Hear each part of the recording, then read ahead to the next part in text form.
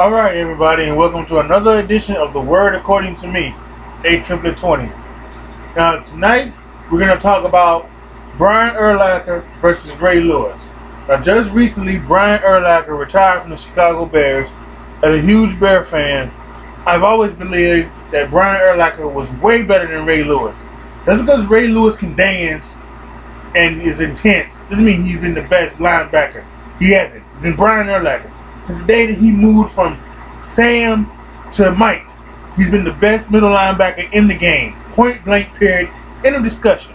But I'm going to let you know why he's better than Ray Lewis in my opinion. And also I'm going to give you my top 10 Chicago Bears of all time. So let's start off with Brian Urlacher versus Ray Lewis. Brian Urlacher was 6'4", 220. Ray Lewis, he's around the average size of a linebacker, like 6 feet, 6'1", 220, 225, something like that. So at 6'4", 220, he ran faster than most wide receivers, most running backs. And not only could he run fast, sideline to sideline speed, he could break down in the tackle position at full speed and tackle somebody. Undeniably, the best middle linebacker in this generation. Now, Ray Lewis, you have to give Ray Lewis credit. He did a lot of things. He won 2 Super Bowls. He was a Super Bowl MVP. He was a 17-time Pro Bowler or some crap like that. So he deserves all the respect in the world, and he will go down as one of the greatest linebackers to ever play this game. But he's not better than Brian Urlacher. He's not even better than Mike Singletary. Okay? So we just to stop that out right now. I mean, a couple years ago, the NFL did a top 100 list of top 100 players of all time, and he was 20, and Singletary was 50. Bullshit. What are you talking about? Ray Lewis is great. He is a top 100 player. Now he's not better than, and Brian Urlacher wasn't even on that list. Matter of fact, boy, let me calm down because I am gonna give myself a heart attack with this one.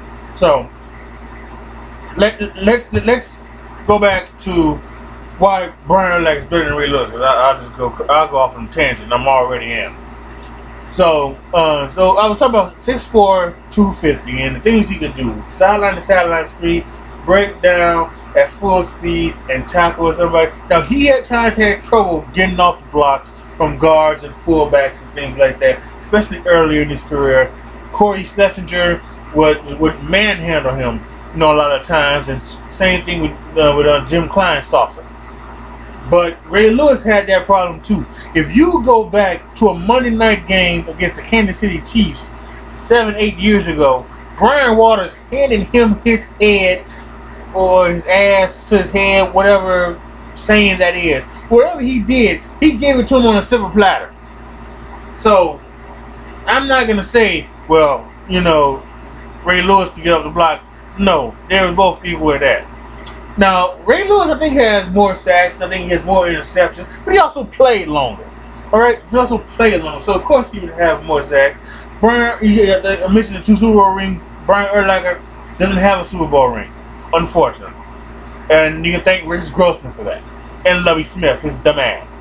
So, but Brian Urlacher is one of few players. Charles Woodson is another one, and probably there's a few others as well. But I know he's one of the few people to win the Defensive Rookie of the Year and Defensive Player of the Year in his career. Ray Lewis didn't do that.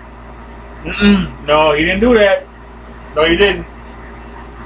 And also, and I could run off a bunch of stats and things like that, but there's also the eye test. The eye test tells you a lot. I think that we go to stats, and we go to rings, and we go to a whole lot of other things to try to make our point. But also, when this could be the biggest one. Let's take, for instance, Dan Marino.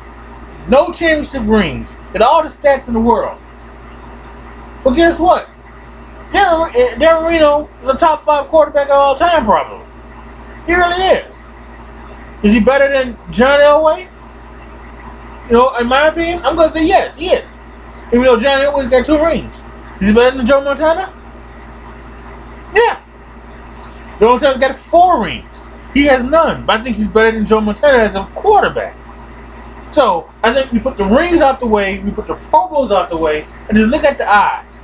And my eyes have told me that for the past 13 years, he's been the best middle linebacker in this game. I'm talking about Brian Urlacher. Ray Lewis, again, give him all the credit in the world. When you do all the dances in the world, he can be the most inspirational leader in the world, whatever. He's never, ever been better than Brian Urlacher. And I will go to my grave defending that. Alright, so now let me do a couple things here. I also told you I was going to do my top 10 Chicago Bears of all time.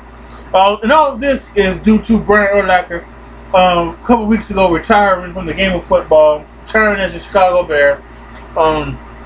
Unfortunately, Mike Ditka, who will have his number retired later on this year in December, that will be the last number, so there will be somebody else who wears the number 54, but I really do think that he should, that should be retired. They need to find out, do something like that. I know a couple of times they retired numbers because somebody died within the season, and I can understand that, but then not the players of Brian Urlacher or Dan Hampton or Richard Dent or Mike Singletary, all these guys who deserve to get their number retired. Even Lance Briggs, who I think is a great player in Bears history, might deserve to have his number retired. Stevie Michael as well. So let's put this up here. The top 10 Chicago Bears of all time. This is according to me. Number 10 is Mike Ditka. Let's mention about he's going to have his number 89 retired later on this year in the Monday night game against the Cowboys here in Soldier Field in Chicago. So he's one of the best tight ends to ever play the game. He's a top 5 tight end, and I think he's well deserved. I'm so glad that the Bears are going ahead and they are stopping their idiotic feud and they're bringing them back into the fold. Number 9 is Dan Hampton. Dan Hampton was a monster in the middle. Was truly a monster. And not only that, he could play the end as well. He's in the Hall of Fame. He's one of the best to ever play for the Chicago Bears. He's at number 9. Is Dan Hampton. Number 99. Number 8, Lance Briggs.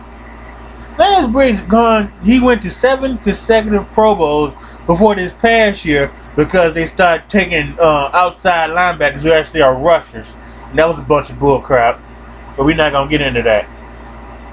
But Lance Briggs, I think, is a top 10 Chicago Bear of all time. I truly do. Number 7, Sid Luckman. I had reservations about putting Sid Luckman on here because we're talking about a guy who gets so talked about in this city because we haven't had a quarterback in ages. And guess what? We still don't, all you Jay Cutler fans out there, we still don't have a quarterback.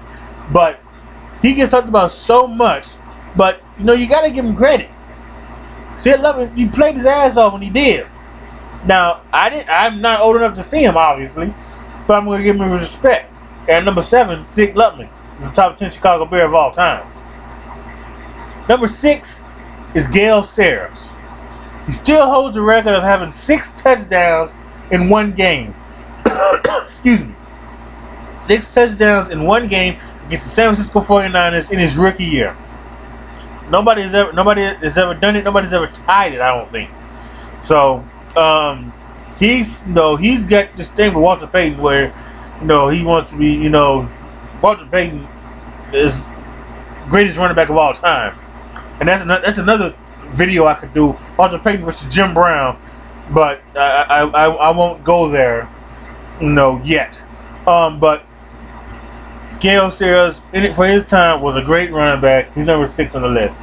Number 5 is Mike Singletary. Now, here in Chicago, there's a lot of radio hosts who they don't give Mike Singletary the credit I think he deserves. Now, they talk about the players on that 85 defense, and they talk about him being the 8th or 9th best player on that team. Now, I may have been 3 years old, but I'm old enough to have seen Mike Singletary play a lot. And Mike Singletary, ain't no way in hell he was the 8th best player on that defense. In fact, I believe he won Defensive Player of the Year that year. So ain't no way in hell he was, ace on that defense. I don't know. There's something, there's some bias here against Singletary that I'm not sure. And I got to get down to. So, but once I find out, I'll make more sense to me, I guess. But right now, Mike Singletary is number 5 in my top 10 Chicago Bears of all time. Doing all this talking is getting stuff in my throat and everything, so I'm gonna try to hurry this up and not give a lot of background information because I don't want to be coughing on this video. But number 4 is Richard Dent, Hall of Famer. A couple years too late, but he's in number 95. He's number 4.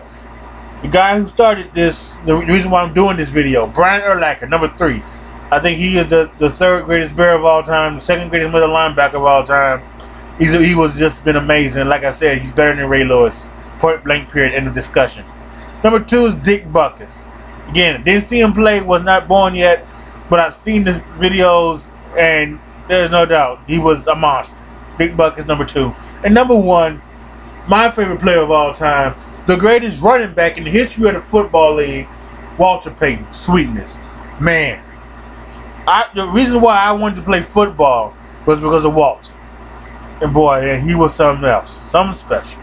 If all you young folks out there don't know who Walter Payton is, and y'all think about is Marshall Faulk, Barry Sanders, and Adrian Peterson, you go after you finish this, go to YouTube, search Walter Payton, WalterPayton, Walter Payton. Look at some of these videos. He was the greatest running back ever. No matter what nobody tells you, he was the greatest running back ever. All right, so I've given you my Brian Urlacher versus Ray Lewis comparison. I've given you my top 10 Chicago Bears of all time. This has been one of the most passionate videos I've ever done, and I'm really passionate about this. And I hope you're going to enjoy that, because I think that makes for a better video. My next video will be about my 3 years on YouTube. Now, just to give a little preview of it, July 15, 2010 was when I joined YouTube. And I originally joined YouTube because I was trying to, get somewhere. I was trying to do something. I'm into this social media, Twitter and Facebook and YouTube and stuff. And I was also trying to get into broadcasting, so I thought maybe this might help me get into broadcasting or something. So obviously it hasn't gone my way, but I think it's something that still can help me. There's something I can still do, something I still do for fun, whether or not I get any major views or any subscribers or anything like that. So on Monday, July 15th, I will post a video celebrating my 3-year anniversary, and I'll give more details and background about myself, about me, and other things like that. I might even get a little personal with it. Who knows? It all depends how I'm feeling. But that's going to be the next video. But right now, I want to thank you for watching this video. This has been a great video for me to do. I hope you enjoyed it. And it's been the word, according to me, A Triplet 20, signing off for now. What was it?